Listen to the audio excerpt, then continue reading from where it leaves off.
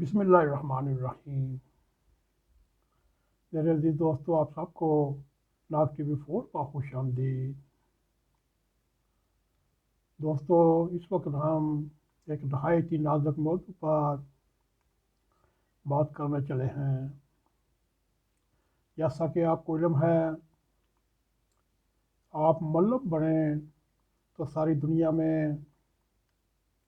علم اور کتاب کا روشن ستارے کی طرح پھیلاتے ہیں، اور ملک ملک سے علم کی پیاس بجھانے والوں کو اکٹھا کیا۔ پھر انہیں آپ نے اپنے فیض سے سیراب کیا۔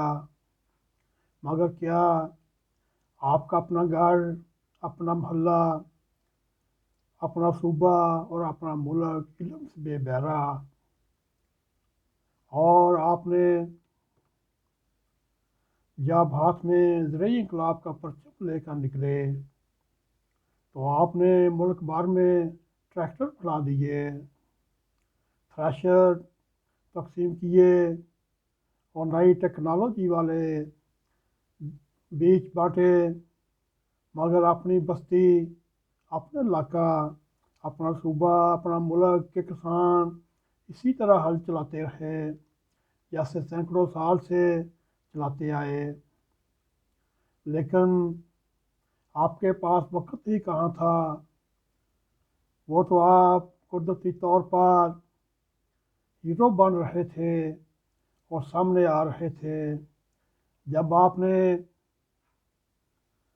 صنعت کار بننے کی کوشش کی تو آپ نے بنگلہ دیش سے لے کر ویتنام تک فیکٹریاں لگائیں، کارخانے لگائے۔ یہاں تک جدہ میں بھی اور انگلستان میں بھی آپ صنعتی یونٹوں کے معائنے کرتے رہے، اور ساتھ ہی ملیشیا میں فیکٹریاں اور کارخانے لگائے۔ مگر نہیں فائدہ ہوا۔ اپنے وطن کو، آپ کے محلے کو، آپ کے صوبے کو، آپ کے ملک کو وہ تجربے اور مہارت کے سلسلے میں بے بہرا ہی رہے۔ میرے عزیز دوستو، اس وقت صدی کے 3/4 سال گزر چکے ہیں، مگر آپ نے باجوڑ میں، بہرمند میں، میرا شاہ میں یا وزیرستان میں ایک کارخانہ لگانے کا بھی نہ سوچا۔ بے بصیرت حکومتیں پولیٹیکل ایجنٹوں کو رقم دیتے رہے۔ پولیٹیکل ایجنٹ قبائلی ملک صاحبان اور خان صاحبہ میں تقسیم کرتے رہے، اور یہاں تک شمالی وزیرستان ہو یا جنوبی وزیرستان ہو، چاہے باجوڑ ہو، وہاں نہ ہی زراعت، نہ ہی صنعت، نہ ہی تعلیم۔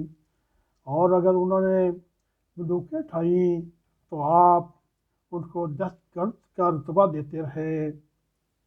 پھر آپ مبلغ بنے تو پھر آپ ایک ایک ملک میں کئی بار گیا، پوری دنیا میں 6 بر اعظموں میں تبلیغ کرتے رہے، اور آپ کے تقریر کے فن پر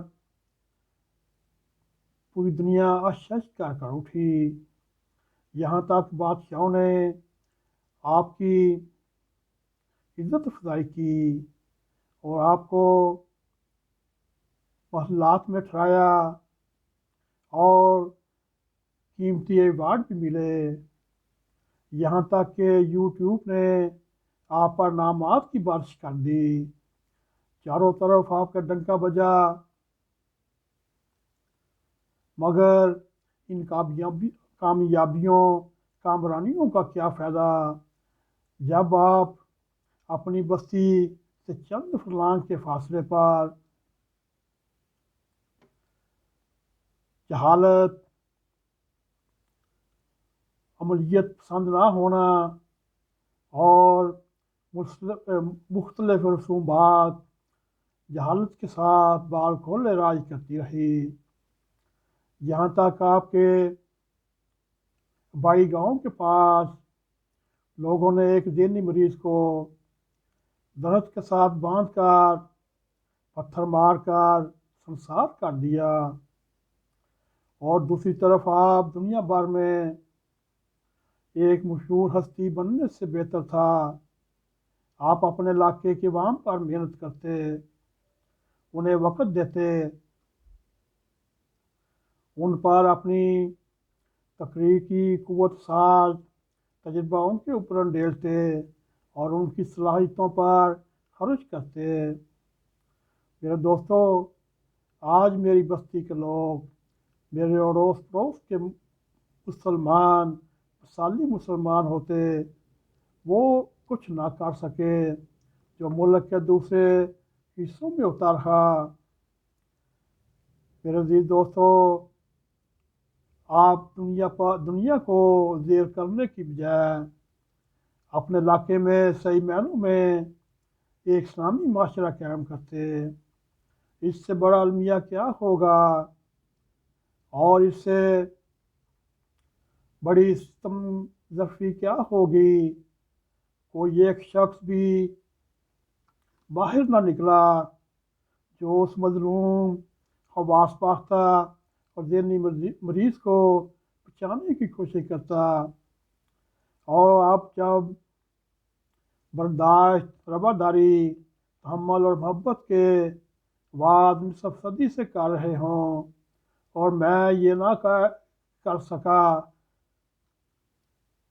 اگر آپ اپنے علاقے میں بیٹھ کر اپنے لوگوں پر کام کرتے، صحیح معنوں میں ایک مصلح اور ایک ریفارمر کا فرض ادا کرتے اور انہیں بدل کر رکھ دیتا، تب بھی آخرکار شہرت ملتی، مگر آپ کو ایوارڈ لینے کی، محلات میں ٹھہرنے کی شوق تھا، وہ آپ پورا کرتے رہے۔ میرے عزیز دوستو، آپ کو کون سا علاقہ گناؤں؟ کوئی ایک علاقہ ہو تو بتاؤں، کوئی ایک ضلع ہو تو بتاؤں، چلیے کوئی ایک تحصیل ہی ہوتی تو وہ ماڈل بن جاتی، وہاں کارخانے لگتے، زراعت جدید ترین طریقوں سے کی جاتی، تعلیم کا معیار بلند ہوتا، گھر بازار، گلیاں کوچے، سڑکیں اور صاف ستھری ہوتی، اور اسی کے ساتھ وطن عزیز میں روزگار کی شرح بھی بہت ہی اصل رنگ میں اطمینان بخش ہوتی، اور یوں آپ کے محلے، آپ کے شہر، آپ کے صوبے میں خوشحالی کا دورہ ہوتا، لوگوں میں دین اور دنیا کی دونوں سمتیں سمجھ آتی، کوئی کسی کو کنکر تک نہ مارتا۔ پھر اس مثالی تحصیل کے تجربے کو دوسری تحصیلوں تک پھیلاتے، دوسرے اضلاع تک جاتے، ہائے مگر افسوس، صد افسوس، ہم ایک چھوٹے سے گاؤں کے معیار کو بلند نہ کر سکے۔ اسلام آباد اور راولپنڈی کے درمیان جی ٹی روڈ میں ایک ماڈل ٹاؤن ہمک کے نام پر بسایا گیا، بعد میں جسے اسلام آباد کا نام دیا گیا۔ میرے عزیز دوستو، آپ اس ماڈل ٹاؤن کو کبھی جا کر دیکھیں۔ ماڈل لفظ تو انسان ہوتا ہے، اور عدالت میں جا کر اپنی توہین کے خلاف مقدمہ درج کرتا، مگر میرے دوستو، مان لیا اس وقت دنیا کی مثالی بستی اور ڈیرا یوٹیوب ہے، مگر ہم تو کوشش تو کرتے، ہم تو دنیا اور دین میں گھاٹے کے گھاٹے میں رہے۔ زراعت کا میرے دوستو یہ حال ہے، چینی اور گندم درآمد کرنے کی ضرورت ہے، اور جس ملک میں اور جس اسلامی ریاست جمہوریہ میں نہ خالص شہد ملتا ہو، نہ دودھ نایاب ہو، نہ چینی ملتی ہو، نہ آٹا ملتا ہو۔ نو روز صبح 8 بجے سے لے کر رات کے 12 بجے تک ہمیں بھاشن دیتے رہے، ہم کو ڈراتے رہے اور یہ کہتے رہے گھبرانا نہیں۔ جی دوستو، صنعت کی کیا بات کریں، ہمارے بعد میں بننے والا بنگلہ دیش ہم سے 10 سال آگے بڑھ چکا ہے۔ گورنرس کا حال سب کے سامنے ہے، مگر سب سے زیادہ گھاٹا ہمیں دین کے معاملے میں ہوا۔ یہاں لاکھوں مساجد ہیں، لاکھوں مدراس ہیں، لاکھوں امام صاحبان ہیں، علماء جات ہیں اور علماء دین بزرگ ہیں۔ وہ حج کے بعد ہم سب سے بڑا اسلامی اجتماع آپ کے ہاں ہوتا ہے۔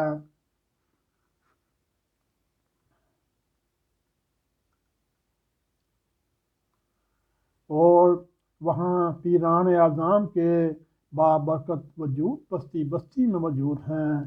سجادہ نشین ہر گاؤں پہ ہے، ہر ضلع میں ہے، مگر سیال کوٹ کی فیکٹریوں سے لے کر خوبصورت خوشاب مشہور عالم آپ کے علاقہ تلمبا تک خون کی ایک لکیر بہہ رہی ہے، جو سرخ سے سرخ ہوتی لکیر نہ کوئی وہ غیر ملکی چھوڑتے ہیں، نہ ذہنی مزدور کو۔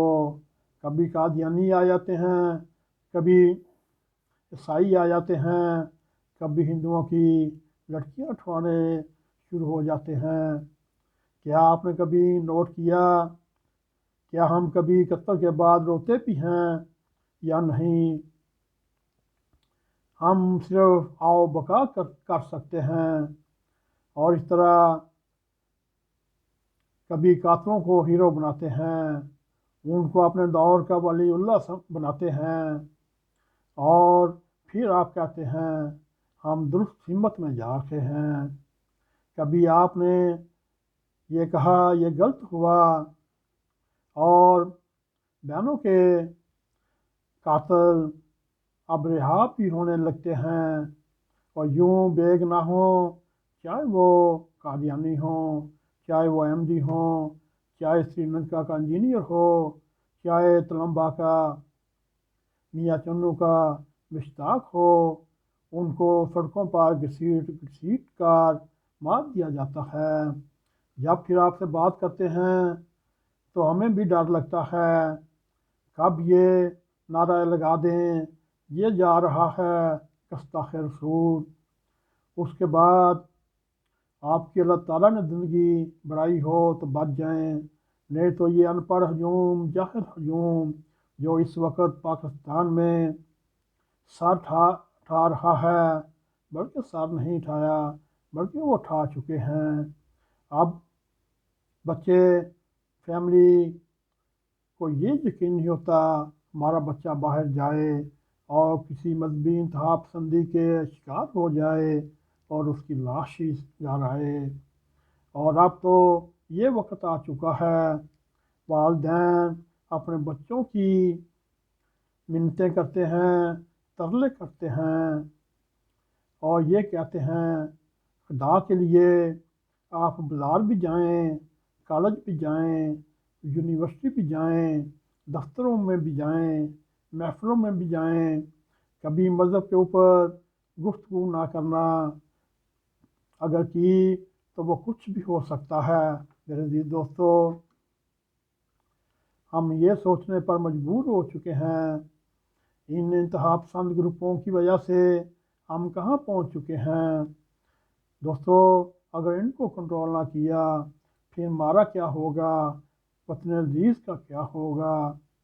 یہی گزارشات آپ کے سامنے رکھنا چاہتا تھا، آج حوصلہ کر کے آپ کے سامنے رکھیں۔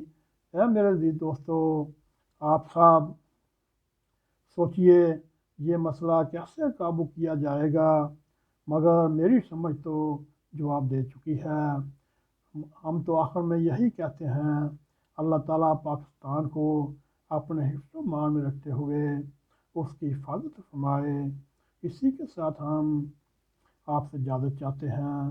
میرے عزیز دوستو، آپ کو پروگرام پسند آئے تو اس کو لائک بھی کریں، شیئر بھی کریں، اور کمنٹ سیکشن میں جا کے اپنا نظارہ خیال کرتے ہوئے ناگ ٹی وی 4 کو سبسکرائب کریں، اور جاتے جاتے بیل آئیکن کو کلک کریں تاکہ ہماری تازہ تازہ ویڈیو آپ تک پہنچی رہیں۔ اسی کے ساتھ ہمیں اجازت دیں۔ السلام علیکم ورحمۃ اللہ وبرکاتہ۔